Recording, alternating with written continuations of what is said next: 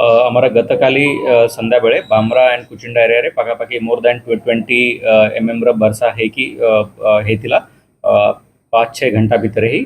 तो सेठी आमर तेले तिलेमाल अन्य बाबुनिकीमाल ये विभिन्न जीपीज ये दीटा ब्लॉक रो अफेक्ट होईची। तो इमिजिएटली प्रशासन तरफ जो अफेक्टेड गाँव लोक अच्छा आश्रय स्थली को शिफ्ट करा जायतिला तांकर सब व्यवस्था मध्ये करा जायची।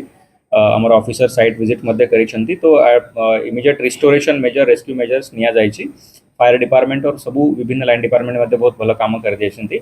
एबे रिसीड हेला बळकु पानी से जगह रे जो हाउस डैमेज होटी अछि तो तारा एनालिसिस हो क्रॉप डैमेज जदी हमारा किसी जगह रे जो हॉर्टिकल्चर क्रॉप लागितला तारा एनालिसिस करिबा पई निर्देश दिया जायची। तत्सहित जो रोड डैमेज होउची आरएनबी र आरडी र ताको मध्ये रिस्टोरेशन काम चलीची। इलेक्ट्रिसिटी डैमेज मध्ये किसी जगह हेतिला तार मध्ये रिस्टोरेशन काम चलीची। हेतिला लोकंकु तांको टेम्पररी कैंप रे रखा मध्ये जायची और अन्य सब तांकर सुविधा करा जायची।